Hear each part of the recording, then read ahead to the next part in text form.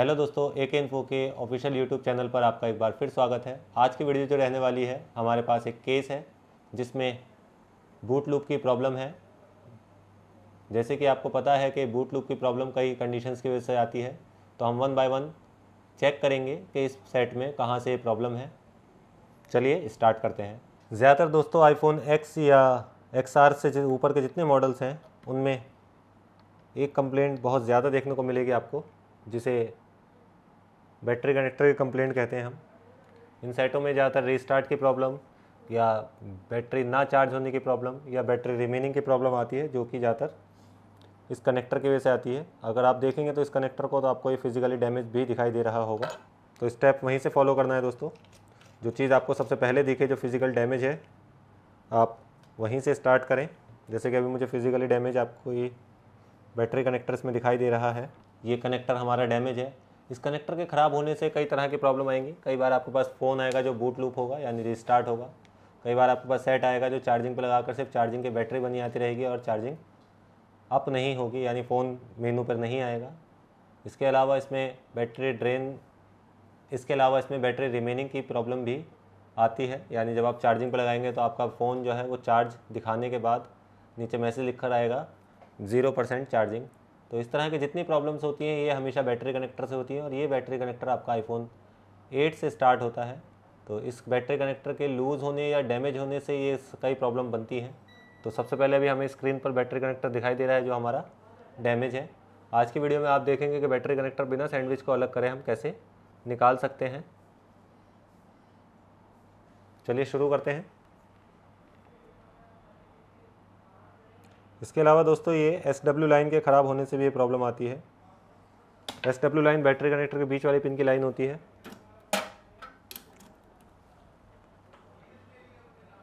Temperature जब भी आप कोई कनेक्टर वगैरह निकालेंगे तो टेम्परेचर मैक्सिमम आप 280 यूज़ करेंगे, लेकिन अगर आप थोड़ा सा AC रूम में बैठकर काम कर रहे हैं तो आपको टेम्परेचर हमेशा 300 तक लेकर जाना होगा।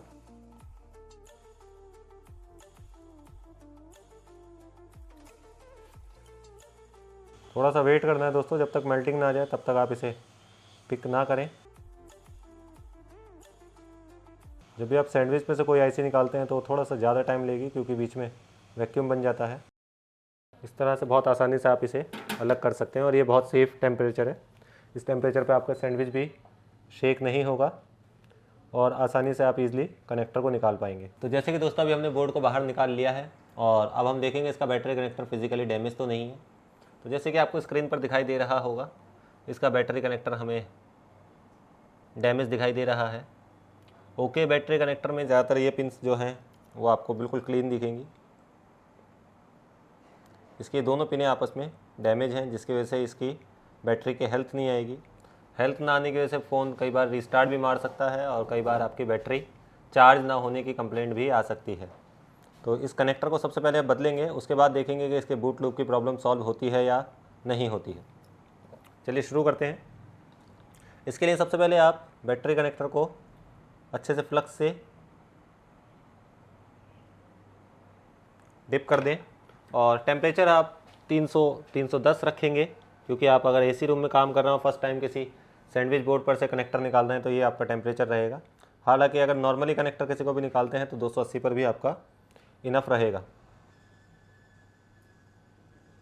हाथ को ज़्यादा मूव नहीं कराना है, हल्के हाथ से आप इसके शेक कराते रहिए।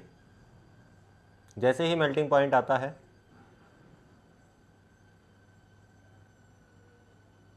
तो आपको बोर्ड पर दिखाई देने लगेगा।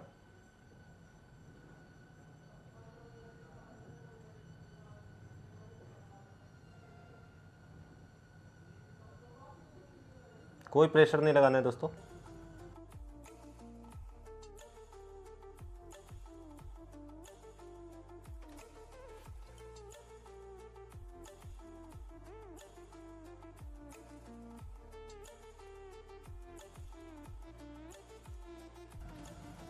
जैसे कि अभी आपको बोर्ड पर दिखाई देने लगा होगा दोस्तों कि टेम्परेचर मेल्ट हो चुका है। जैसे ही टेम्परेचर मेल्ट होता है आप इसे उठा लीजिए। याद रहे दोस्तों, जब भी आप किसी ऑन बोर्ड पे काम कर रहे हैं और आप उसको किसी आईसी को या किसी कनेक्टर को या किसी भी चीज़ को आप रिमूव करते हैं, तो गर्म बोर्ड पर आप केमिकल का क्लीनिंग ना करें, उससे बोर्ड का टेम्परेचर चेंज हो जाता है और कई आईसीज आपस में कोल्ड शोल्ड हो जाती हैं। कोल्ड शोल्ड का मतलब होता है कि कोई आईसी की बॉल बोर्ड से लूज़ हो जाती है। वो इसलिए होता है कि जब आप बोर्ड को गर्म करते हैं तो कई बार बोर्ड गर्म होने की वजह से बॉल उसके ऊपर चढ़ जाती है। जैसे ही आप थोड़ी देर उसे रिलैक्स कराते हैं तो वो बॉल ठंडी होकर फिर से टच होती है। तो अगर आप केमिकल फिर से उस पर डाल देते हैं तो वहीं पर रुक जाएगी वो बॉल और हो सकता है आपके सेट में कोई और तरह की प्रॉब्लम क्रिएट हो जाए। तो 10 से 4 मिनट के बीच में ये कूलिंग आपकी नॉर्मल हो जाएगी। तो जैसे कि हमारी कूलिंग नॉर्मल हो चुकी है, अब हम इसे क्लीन करेंगे और यहाँ पर दूसरा कनेक्टर फिक्स करेंगे। दूसरा कनेक्टर दोस्तों आप मार्केट से भी खरीद सकते हैं, या अगर आप वीडियो को ध्यान से देखेंगे तो इस वीडियो में मैं आपको दिखाऊंगा कि कनेक्टर को डोनर में से कैसे सेफली आप बाहर निकाल सकते हैं। कोई आपको 861 एसएमडी लेने की ज़रूरत नहीं है, इसी एसएमडी से ये काम होगा आपका। सबसे पहले इसकी पिपड़ी लगाकर इसकी शोल्डरिंग को सॉफ्ट कर देते हैं हम।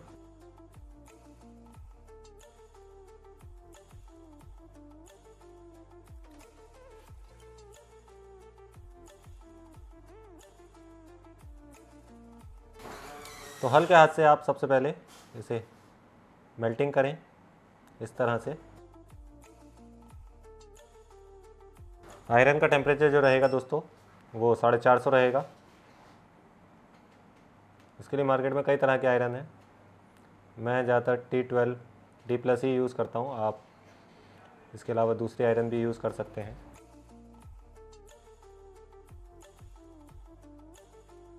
तो इस तरह से दोस्तों सबसे पहले आप कनेक्टर के सभी पिनों को अच्छे से क्लीन कर दें।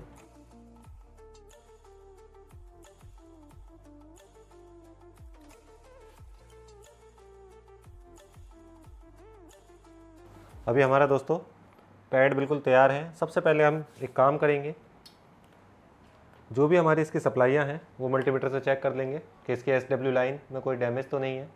उसके लिए मल्टीमीटर को आपको डायोड मोड पे रखना होगा और रिवर्स फॉरवर्ड दोनों कंडीशंस में आपको चेक करना होगा। ज़्यादातर जब हम एप्पल की रिपेयरिंग करते हैं तो सिर्फ हम रिवर्स में ही सारी चेकिंग करेंगे। तो लाल तार ग्राउंड पे रखेंगे और काले तार से इसे चेक करेंगे। पहली है पॉजिटिव सप्लाई जो कि 300 समथिंग आएगी।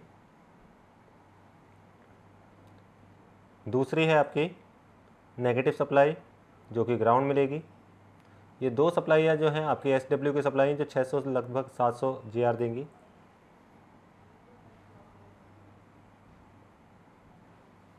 ये दोनों सप्लाइयाँ आने का मतलब है दोस्तों कि मेरे बोर्ड की सारी लाइनें यानी तीनों लाइनें ठीक हैं, यानी बोर्ड में मुझे आगे काम नहीं करना है, सिर्फ इस कनेक्टर को दूसरा लगा कर देखना है। ऐसा ज़रूरी नहीं दोस्तों कि कनेक्टर जब हम दूसरा लगाएं तो ये सक्सेस हो जाए। ये स्टेप है, जब आप रिपेयरिंग करते हैं तो उसमें कई बार आपके सामने स्टेप फिजिकली दिखता है और कई बार आपको मीटर से भी चेक करना पड़ता है। तो अभी जो हमें फिजिकली स्टेप दिखा है उसमें हमें कनेक्टर डैमेज मिला है, इसलिए हम सबसे पहले कनेक्टर कर रहे हैं। कुछ टेक्नीशियंस या कुछ वीडियोज़ आप देखेंगे जो नैंड वगैरह से भी बूट लूप निकालते हैं। तो ये ज़रूरी नहीं कि हर बार कनेक्टर से ही प्रॉब्लम हो, लेकिन अगर फिजिकली मुझे कनेक्टर पहले दिख रहा है तो मैं पहले कनेक्टर पर ही काम करूँगा, उसके बाद नैंड वगैरह का या और किसी सेक्शन में या लेयर वगैरह के सेक्शन में काम करूँगा। तो चलिए दोस्तों अभी हम दूसरे कनेक्टर पे से इस दूसरे बोर्ड पे से इस कनेक्टर को रिमूव करेंगे। जैसे कि अभी हमारे पास ये एक फ्रेश बोर्ड है और इस पर कनेक्टर आप देखेंगे तो बिल्कुल नया है। इस कनेक्टर को हम फिर से यूज़ करेंगे। जैसे कि आपको पता है आईफोन X से लेकर XS Max तक का एक ही कनेक्टर होता है, तो इस कनेक्टर को हम वहाँ से ले सकते हैं। इवन 8+ का भी कनेक्टर यही कनेक्टर यूज़ होता है। आप चाहें तो 8+ का कनेक्टर भी इसमें लगा सकते हैं। और ऐसी छोटी छोटी ट्रिक्स जो हैं वो आपको क्लास में जब आप क्लास लेते हैं तो क्लास के साथ ही बताई जाती हैं।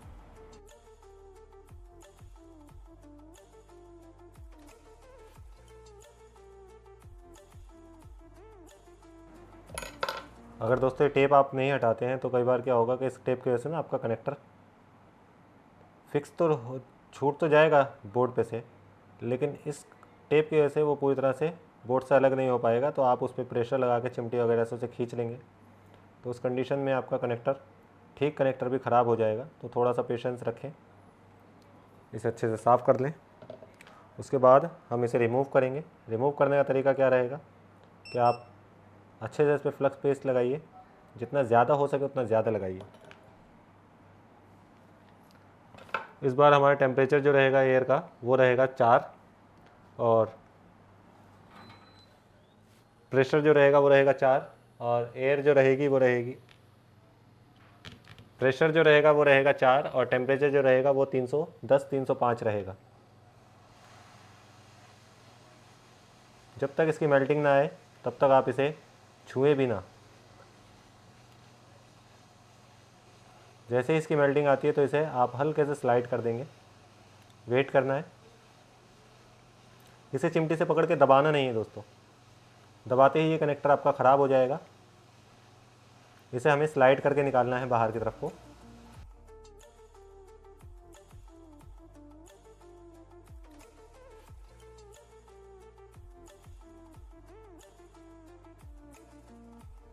जैसे अब इसकी मेल्टिंग आ चुकी है दोस्तों, थोड़ा सा और वेट करें।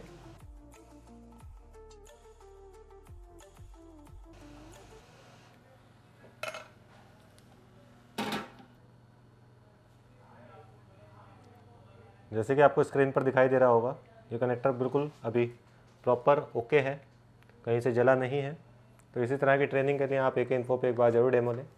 इसमें आपको ऐसी बहुत सारी ट्रिक्स सीखने को मिलेंगी। तो चलिए इसे फिक्स करके देखते हैं। तो दोस्तों सबसे पहले हल्का हल्का 183 के बॉल्स पर लगा दें आप।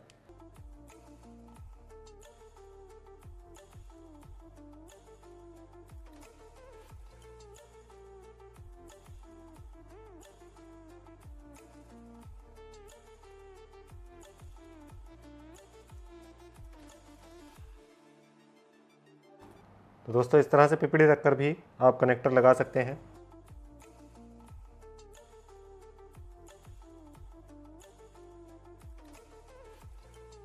हाथ थोड़ा सा ऊपर रखें और हल्के हाथ से नीचे की तरफ को हाथ लेकर जाएं आप। जैसे ही आपको फ्लक्स मेल्ट होता हुआ दिखे तो इसका मतलब आप सही जगह पर हैं।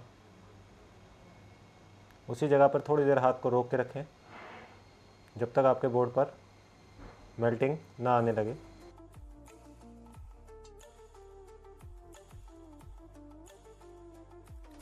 हाथ को रोके रखें, कोई पैनिक नहीं होना है।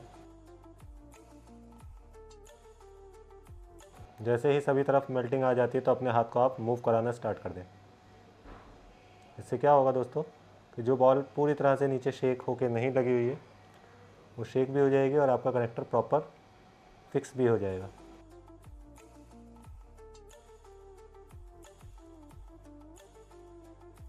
थोड़ा सा वेट करें जब तक ये ठंडा नहीं होता है। चलिए दोस्तों पहले चेकिंग कर लेते हैं। यदि हमारी सभी पिनें कनेक्ट हो गई होंगी तो हमारे कनेक्टर पर भी GR आने लगेगी। पहली GR जैसे कि आपको पता है 400 समथिंग है जो पॉजिटिव GR है।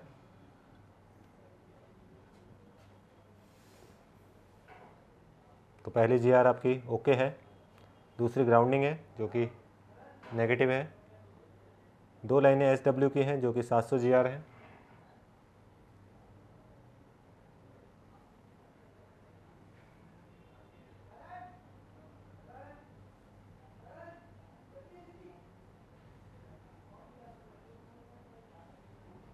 ये सभी GR दोस्तों आने लगी हैं, इसका मतलब हमारा कनेक्टर प्रॉपर फिक्स हो गया है।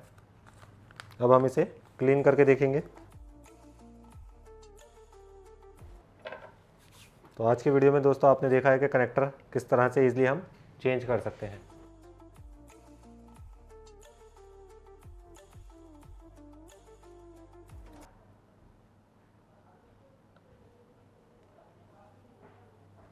पहले बोर्ड को चेक कर लेते हैं दोस्तों कि हमने कनेक्टर लगाया तो हमारा सेट कहीं शॉर्ट वगैरह तो नहीं हो गया है। तो जैसे कि आपको स्क्रीन पर दिखाई दे रहा है हमारा सेट अभी भी ऑन है। अब हम इसे हाउसिंग के साथ लगा के देखेंगे और चेक करते हैं कि हमारा वही फॉल्ट अभी भी है या वो फॉल्ट निकल चुका है।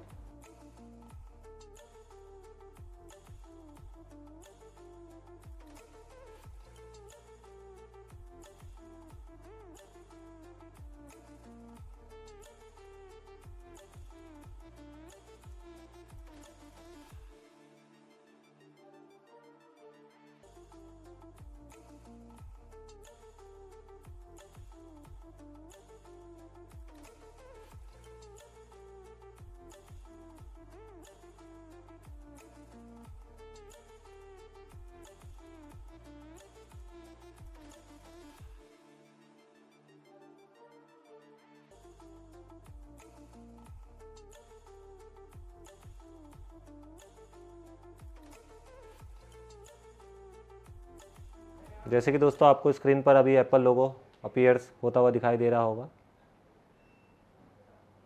अभी हम देखते हैं कि पूरा ऑन होता है या नहीं।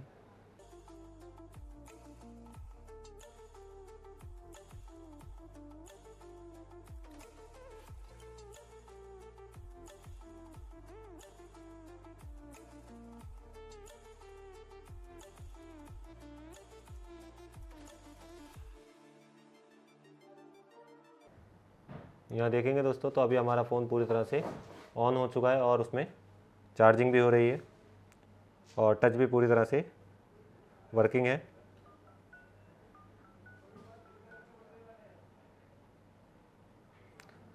तो इस तरह से दोस्तों आप बैटरी कनेक्टर को बदल के भी कई प्रॉब्लम सॉल्व कर सकते हैं। आशा करता हूँ कि इस वीडियो में आपने काफ़ी कुछ सीखा होगा और कनेक्टर के बारे में भी अच्छी खासी नॉलेज मिली होगी। Thank you. बस ख़त्म करो इसे, ख़त्म करो।